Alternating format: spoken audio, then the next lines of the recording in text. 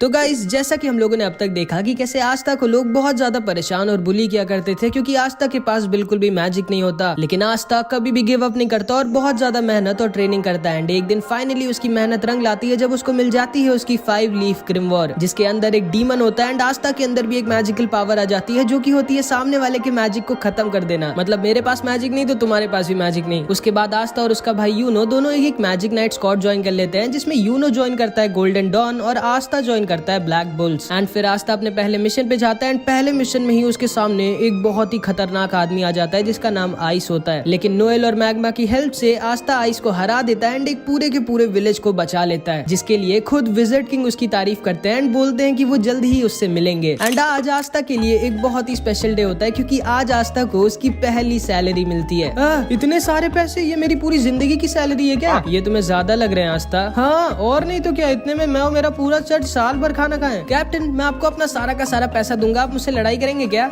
नहीं कैप्टन, मैं अपनी छोटी बहन मारी से मिलने जा रहा हूँ। जाओ, मैं तो ढेर सारा खाना खाऊंगी। हाँ बस फटना मत, कुछ तो बोलो।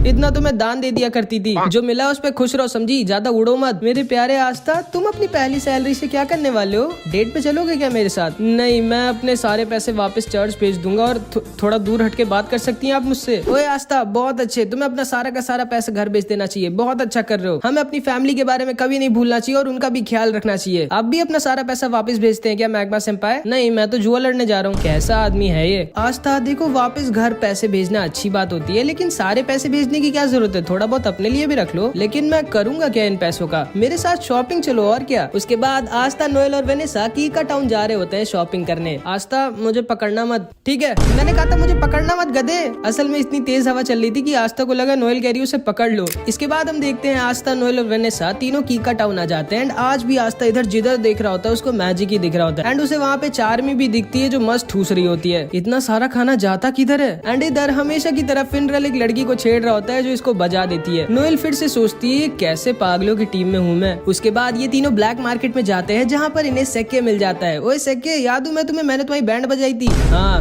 नहीं, मतलब नहीं याद हो, कौन हो तुम? लेकिन तभी इन लोगों के पास एक बूढ़ी औरत का एक आदमी सामान चोरी कर भागने लगता है एंड आस्था उसके पीछे भागता है। ये दोनों इस बूढ़ी औरत के पास जाकर इससे कहते हैं, आप चिंता मत करिए, आस्था के रहते वो आपका सामान लेके भाग नहीं पाएगा। आस्था के नहीं, मेरे रहते मेरी मैजिक बाइक से कोई भी नहीं भाग सकता। चिंता मत करो क्यूटीज, मैं अभी इस बूढ़ी औरत का पर्स लेके आता हूँ।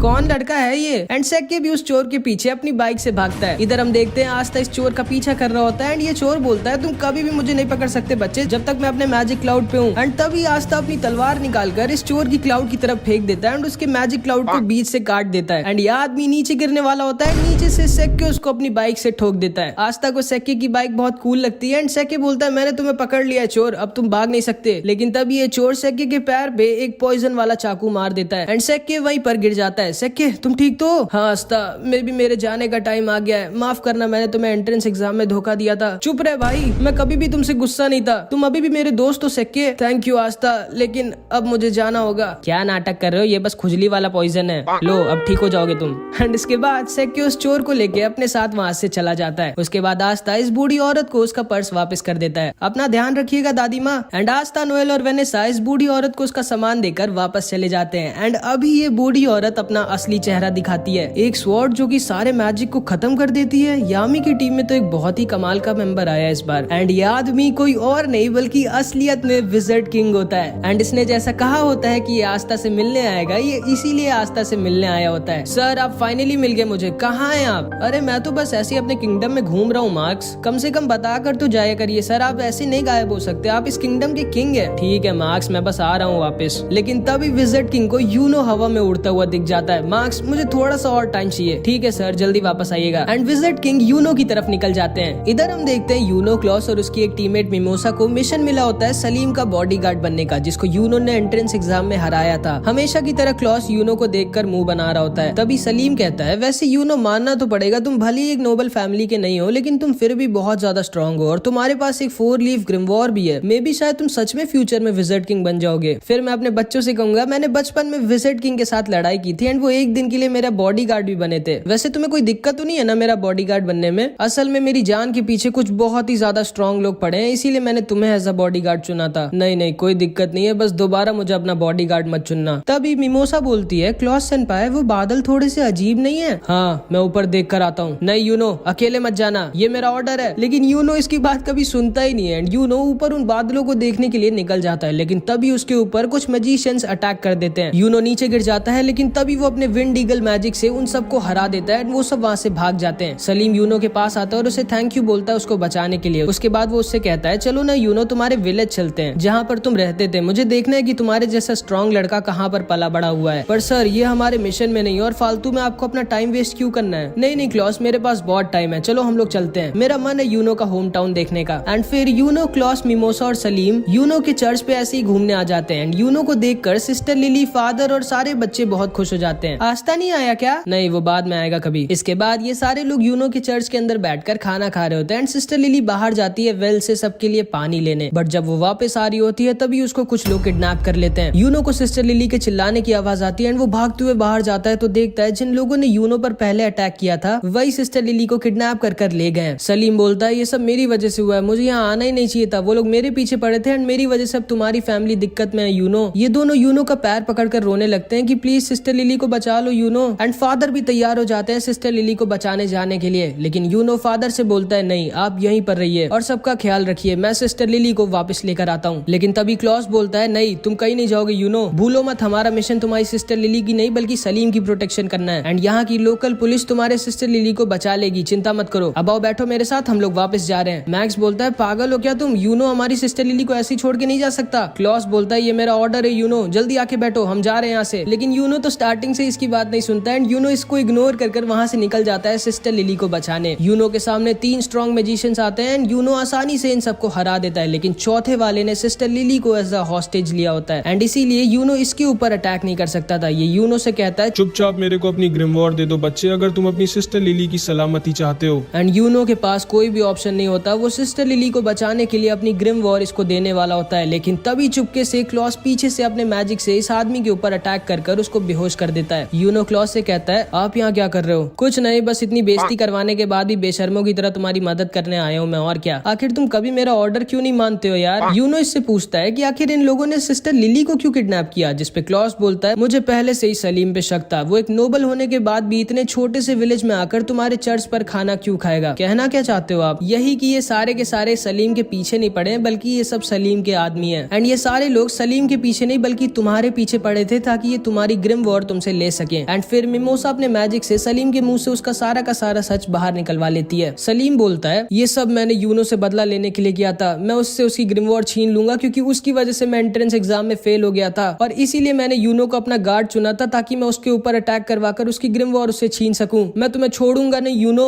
जिसको सुनकर सिस्टर लिली गुस्सा हो जाती है एंड सलीम को एक वाटर पंच मारकर सुला देती है एंड सलीम का प्लान पूरी तरह से फेल हो जाता है। चलो ठीक है, अब तो तुम लोग पकड़े ही जा चुके हो, अब ये बताओ तुम लोगों का लीडर कहाँ छुपा बैठा है। लेकिन इन सबको पता ही नहीं होता है कि इनका लीडर कहाँ पर है क्योंकि इनके लीडर को पहले ही विजिट किंग ने पकड़ लिया होता है एंड वो फर्स्ट विजिट किंग के स्टैचू के सामने मस्त लेट कर आराम कर रहे होते हैं। आप कहाँ है सर? जानते हैं कितना काम बचा हुआ है और आप यहाँ मजे में सो रहे हैं? आ रहा हूँ बाबा आ रहा हूँ। एंड इसके बाद यूनो और सारे लोग दोबारा से चर्च में हंसी खुशी खाना खाते हैं, फिर वो सब वापस निकल जाते हैं। अगले दिन विलियम यूनो की टीम की तारीफ करता है, मुबारक हो विजिट किंग ने तुम लोगों की तारीफ करी है एंड हमें सलीम की नोबल फैमिली के खिलाफ और भी कई गंदे कामों के लिए सबूत मिल गए एंड अब हम सलीम की फैमिली के ऊपर स्ट्रिक्ट एक्शन लेंगे। सर आप पहले से जानते थे कि ये सब हम लोगों के साथ होगा? हाँ, और इसीलिए मैंने यूनो को अकेला नहीं बल्कि तुम दोनों को इसके साथ भेजा था। अब जाओ आराम करो, तुम लोगों ने अच्छा काम किया। एंड फिर ये तीनों वापस जाने लगते हैं। क्लॉस यूनो से बोलता है यूनो अगली बार तो मेरी बात मानोगे ना?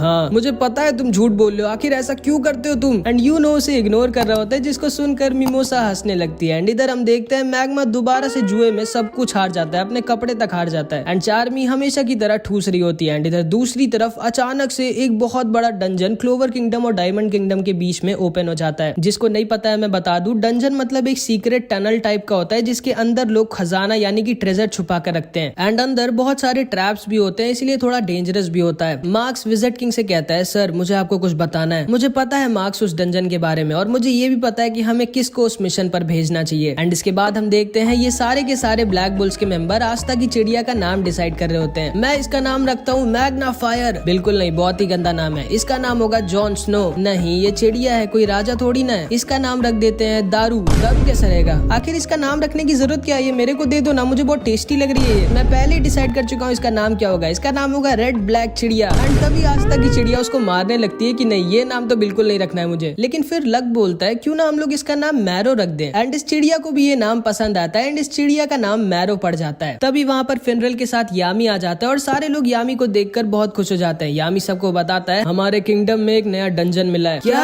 एक नया डंजन? वाओ, एक नया डंजन। लेकिन वो होता क्या है? जब तुम्हें पता ही नहीं है डंजन क्या होता है तो तुमने वाओ क्यों बोला? बस ऐसे ही। और ब्लैक बुल्स को जाना है उस डंजन को एक्सप्लोर करने। यामी सर, मैं जाना चाहूंगा। हाँ आस्था, तुम्हें जाना ही पड़ेगा क्योंकि विजिट किंग खुद चाहते हैं कि तुम जाओ। क्या विजिट किंग? लगता है विजिट किंग सर को मैं बहुत ज्यादा अच्छा लगने लगा हूँ एंड ऐसे ही चलता रहा तो अपने बाद वो मुझे विजिट किंग बना देंगे। याहू। नोएल, तुम भी आस्था के साथ जाओ, ये एक अच्छा एक्सपीरियंस होगा तुम्हारे लिए। और हाँ, तुम दोनों के साथ जाएगा लक। इन दोनों का ख्याल रखना। ठीक है सर, लेकिन वहाँ पर हम पर कोई अटैक तो करेगा ना हमें जान से मारने के लिए? नोएल मन में सोचती है नहीं, इस पागल के साथ नहीं जाना चाहती मैं जिसको लड़ाई से ज्यादा कुछ नहीं पसंद है। लेकिन आखिरी में ये तीनों फिनरल के साथ उस डंजन के पास आ जाते हैं जिसे इन लोगों को एक्सप्लोर करना है और उस ट्रेजर को ढूंढना है जो इसके अंदर छुपा हुआ है। आस्था, नोएल और लक उस डंजन के अंदर घुस जाते हैं एंड नोएल को बहुत ज्यादा डर लग रहा होता है। नोएल ध्यान से चलना, गिरना मत। चुप रहो गधे, मुझे मत सिखाओ। भूलो मत मेरा नाम है नोएल सिल्वा, सिल्वर फैमिली की। मैं नहीं गिरूंगी। एंड तभी नोएल फिसल के गिर जाती है एंड उनके लैंप को तोड़ देती है। लेकिन इस लक को अंधेरे में भी दिखता है एंड उसके साथ ये लोग डंजन के अंदर आ जाते हैं जहाँ पे लक अपने आप ही सारे के सारे ट्रैप्स फोड़ रहा होता है मजे के लिए एंड आस्था सबको खत्म कर रहा होता है। एंड लक अपने मैजिक से पूरे के पूरे डंजन को स्कैन मारता है एंड तभी उसे पता चलता है कि उन लोगों को कोई चुपचाप देख रहा है, वो लोग यहाँ पर अकेले नहीं है। एंड लक आस्था नोएल से कहता है तुम लोग अपना ध्यान रखना, ठीक है, मैं बस 1 मिनट में आया। एंड वो अपने मैजिक से उस आदमी के पीछे निकल जाता है जो उन लोगों को चुपचाप देख रहा था। ये कहाँ चला गया हम दोनों को यहाँ पे अकेला छोड़ के? मुझे पहले से ही पता था यामी सर गलत कर रहे हैं इसको हमारे साथ भेज के। लेकिन तभी नोएल रियलाइज करती है कि वो और आस्था तो अकेले हैं एंड नोएल को तो आस्था थोड़ा पसंद है तो वो थोड़ा शर्मा कर वहाँ से भागने लगती है। लेकिन तभी वो एक बहुत ही बड़े ट्रैप पे पैर रख देती है एंड उसके सामने एक कार्निवोरस प्लांट निकल आता है जो नोएल को पकड़ लेता है। आस्था नोएल को बचाने की कोशिश करता है लेकिन आस्था को भी वो पकड़ लेता है एंड इन दोनों को ये पेड़ खाने वाला होता है। लक इधर इस आदमी का पीछा कर रहा होता है और नोएल आस्था की जान खतरे में होती है। आस्था सोचता है कि वो क्या करे, उसे जल्दी कुछ करना होगा वरना ये दोनों मारे जाएंगे। लेकिन तभी पीछे से कुछ अटैक्स आते हैं जो आस्था और नोएल को बचा लेते हैं और उस प्लांट को भी खत्म कर देते हैं। नोएल सोचती है कि आखिर इतना स्ट्रॉन्ग अटैक किसका है। फिर इधर हम यामी को देखते हैं जो कहता है अच्छा हाँ याद आया, मैं तो आस्था को बताना ही भूल गया कि उसके साथ कुछ गोल्डन डॉन के मेंबर्स भी रहेंगे। एंड अब तो तुम लोग समझ गए होगे कि आस्था को कौन आया होगा बचाने। जी हाँ, कोई और नहीं, उसका भाई यूनो। हमारा हिसाब बराबर हुआ आस्था, तो तुम हो यूनो। और ये दोनों नीचे आकर आस्था और नोएल से मिलते हैं। क्लॉस बोलता है हाँ, मुझे लगा ही था इतने वीक से ट्रैप में ब्लैक बुल्स जैसी बेकार स्क्वाड का ही कोई मेंबर फंसा होगा। ये आपके चेहरे पे कुछ लगा है, मुंह नहीं धोया क्या आपने? ओए लड़के, तमीज से बात करो मुझसे, मैं गोल्डन डॉन का सीनियर मेंबर हूँ, मेरा नाम है क्लॉस और मैं एक नोबल फैमिली से हूँ। तुम्हारी हिम्मत कैसे हुई मुझसे ऐसे बात करने की? एंड इधर मिमोसा नोएल से मिलती है एंड ये दोनों बहनें होती है एंड इन दोनों की बिल्कुल भी नहीं पटती आपस में। हाँ, कैसी हो नोएल, तुम्हें तो काफी दिक्कत हो रही होगी, मैंने सुना है ब्लैक बुल्स के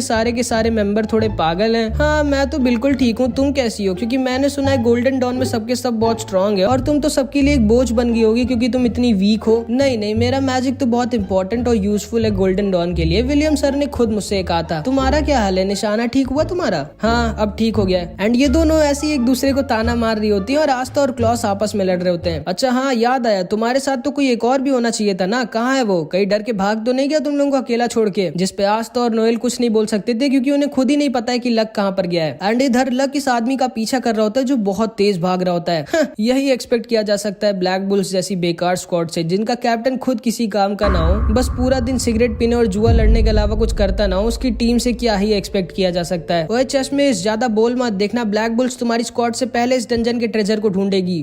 सपने में पहले अपने टीममेट को तो ढूंढ लो, उसके बाद ट्रेजर को ढूंढना। चलो यूनो और मिमोसा। एंड फिर यूनो, मिमोसा और क्लॉस निकल जाते हैं ट्रेजर को ढूंढने। आस्था नोएल से कहता है जल्दी चलो, हम हार नहीं सकते इन सबसे। एंड ये दोनों भी निकल जाते हैं ट्रेजर को ढूंढने, लेकिन इन लोगों को बाहर जाने का रास्ता ही नहीं मिल रहा होता है। तभी मैरो उड़ती है और इन लोगों को बता देती है लो ये रास्ता है, चलो निकलो यहाँ से। एंड ये दोनों भी वहाँ से निकल जाते हैं। इधर हम देखते हैं विजिट किंग को एक सोल्जर बताता है है कि डायमंड किंगडम ने भी कुछ मैजिक नाइट्स को डंजन को एक्सप्लोर करने के लिए भेजा है। लेकिन क्यों? जब वो डंजन क्लोवर किंगडम में खुला है तो डायमंड किंगडम के लोग क्यों आए? सर, हमें जल्दी से कुछ करना चाहिए। चिंता मत करो मार्क्स, मैंने कुछ बहुत ही ज्यादा स्ट्रॉन्ग लोगों को उस डंजन में भेजा है, सब ठीक होगा। एंड विज़र्ड किंग ने बिल्कुल सही कहा होता है, क्योंकि लक ने इधर अकेले ही सारे के सारे डायमंड किंगडम के मैजिक नाइट्स को हरा दिया होता है। एंड सिर्फ एक आदमी बचा होता है जिसका नाम लोटस होता है।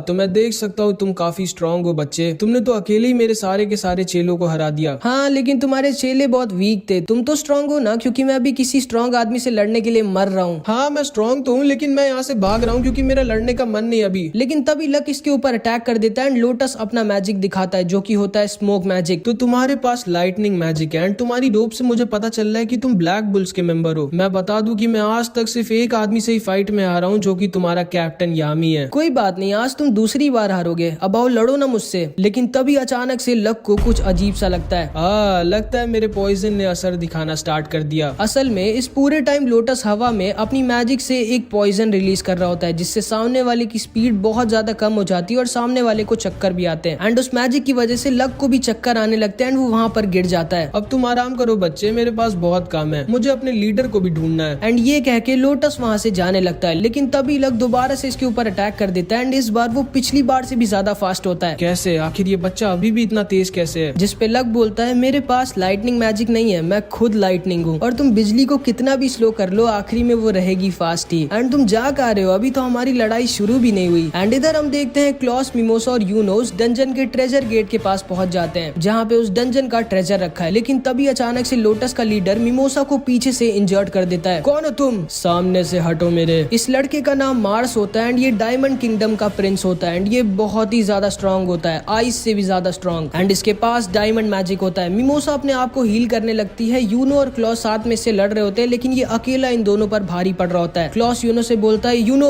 जल्दी मिमोसा को लेकर यहाँ से निकलो, मैं इसको रोक कर रखता हूँ, लेकिन आप अकेले इसके सामने नहीं टिकोगे, ये बहुत स्ट्रॉन्ग है। मैं जानता हूँ इसके सामने मैं नहीं टिकूंगा, ना तो हम दोनों साथ में इसके सामने टिकेंगे, लेकिन अभी हमें मिमोसा को बचाना होगा। तुम जल्दी से मिमोसा को यहाँ से लेके निकलो और वापस बैकअप लेके आना। हम इस डंजन के ट्रेजर को डायमंड किंगडम के हाथ में नहीं लगने दे सकते। मैं एक डिकॉय की तरह इसको रोक कर रखता हूँ, तुम जल्दी जाओ और बैकअप लेके आना। लेकिन यूनो फिर से इसकी बात नहीं सुनता और कहता है, नहीं, हम लोग एक टीम बनकर आए थे और हम लोग जाएंगे भी एक टीम बनकर। लेकिन मैं बता दूं कि यूनो अभी इसको अकेला नहीं हरा सकता, क्योंकि ये बहुत ही ज्यादा स्ट्रॉन्ग है। एंड इधर हम देखते हैं कि इस आदमी ने धोखे से लक को पकड़ लिया होता है। ठीक है बच्चे, अब तुम्हारा मरने का टाइम आ गया है। एंड आस्था और नोएल भी इधर ट्रेजर को ढूंढ रहे होते हैं। एंड इसके बाद जो हुआ वो बहुत ही ज्यादा शॉकिंग था, जो कि हम अगले पार्ट में देखेंगे। इस पार्ट में इतना ही। आई होप कि तुमको ये वीडियो अच्छी लगी होगी। नेक्स्ट पार्ट में तब अपलोड करूंगा जब इस वीडियो पे 200 कमेंट्स आ जाएंगे, तो कुछ भी कमेंट जरूर से कर देना। और हाँ, 15 के सब्सक्राइबर होने की खुशी में मैं एक छोटा सा गिव अवे कर रहा हूँ, जिसमें तुम सब लोगों में से कोई एक जीत सकता है ये must see anime T shirt. And इसको जीतने के लिए तुम लोगों को कुछ नहीं करना है, बस मैंने अपने इंस्टाग्राम की लिंक को डिस्क्रिप्शन और कमेंट बॉक्स में दे दिया है। तुम लोगों को बस मुझे इंस्टाग्राम पे फॉलो करना है और मुझे कुछ भी मैसेज कर देना है, ठीक है। एंड ठीक 10 नवंबर को 12 बजे मैं लाइव पे एक विनर डिसाइड करूंगा एंड उसको मिलेगी ये एनिमे टी शर्ट। तो अगर तुम इंडिया से हो तो इस गिव अवे में पार्ट जरूर लेना। इस वीडियो में इतना ही, मिलते हैं अगली वीडियो में, बाय बाय।